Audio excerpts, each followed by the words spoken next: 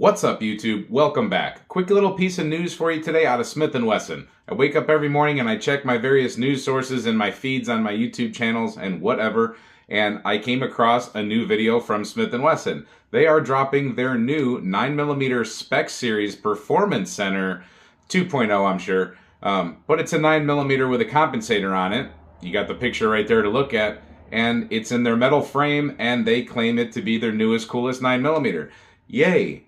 That's about all I can say. That's what a lot of people are going to say. And then there's going to be a lot of people who actually are going to jump out of bed and go like, yay, and they're actually going to give a real yay to it because that's all they want is another 9mm. And that's fine. If you like 9mm, if this is news that makes you happy, then okay, good, cool. We'll go over the specs here real quick of what it actually is. It's a metal frame, 9mm, with a compensator on it that they supposedly worked with Faxon on. Okay, cool. It comes with two 17-round mags and it comes with two 23-round mags. So it's a high-capacity 9mm with a compensator. It's got their core optic plate system, so pretty easy to change out different optics. So it's a red-dotted, high-capacity 9mm metal frame compensated gun.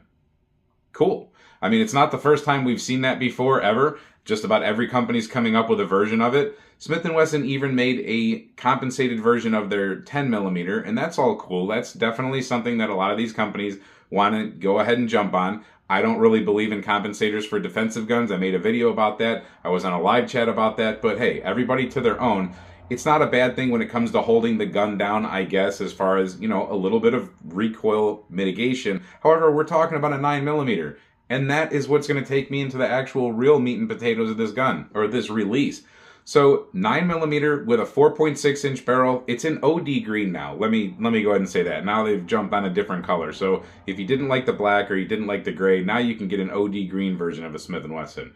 Okay, cool. A lot of companies are jumping on that color too. It's all about fads. Now with 9mm in general, I can't call it a fad. It is a very effective caliber. A lot of people can shoot it. However, what they're doing, the industry, it seems like an industry-wide push to narrow us into 9mm. And that's a problem.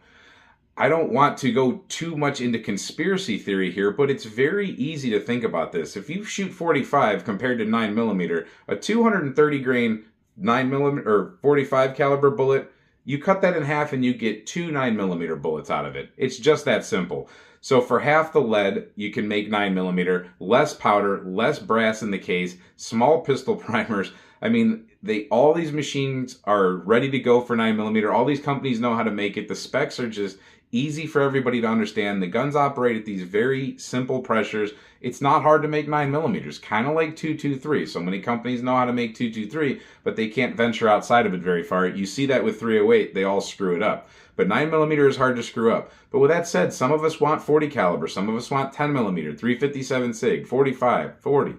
All of that stuff they're viable cartridges, and the industry is just letting them die. They keep coming out with new 9mm, new 9mm. Now everybody says, oh, they're flat shooting, easy follow-up shots because of no recoil, and it's just a great defensive option for you. You don't need anything more than that, and it's the end-all be-all.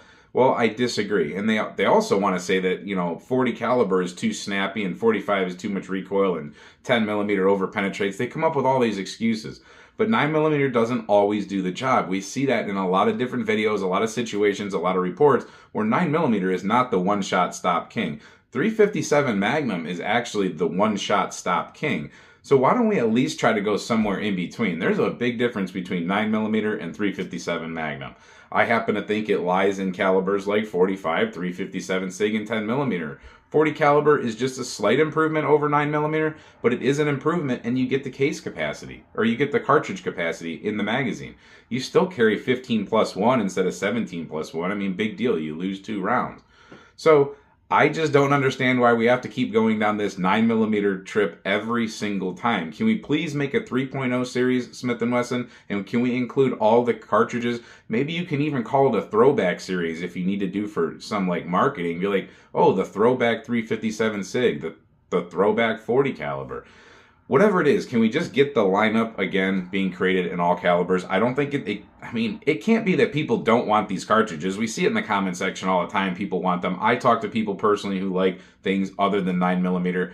They sell plenty of these police trade in 45s, 357 SIGs, and 40 calibers. People suck them up like crazy. there is a use for these cartridges. Everything isn't 9mm. So I'm going to keep this real short. I just wanted to go ahead and say, yeah, Smith & Wesson has a new gun, but whoop-de-doo, it's another 9mm. Can we please see something different, guys? One more thing before I end this video, I will say that, you know, there's going to be a lot of people defending the 9mm, and I'm not trying to trash it. It has its uses for sure. A lot of people are comfortable carrying it, and it's good for them, and it's capable enough. But remember, 9mm is the minimum standard. That's what everybody has reduced to. The FBI, blah, blah, blah, they all went from 10mm down to 40, now back to 9mm. Some of them tried 357 SIG. They all come back to 9mm, and there's a reason for that. Everybody can shoot it for the most part. And if you can't shoot it and you can't qualify with 9mm, you really have no business around guns whatsoever. You need a desk job where you're not involved with guns. But 9mm is the minimum standard. That's how they get everybody to qualify. That's simply what it is.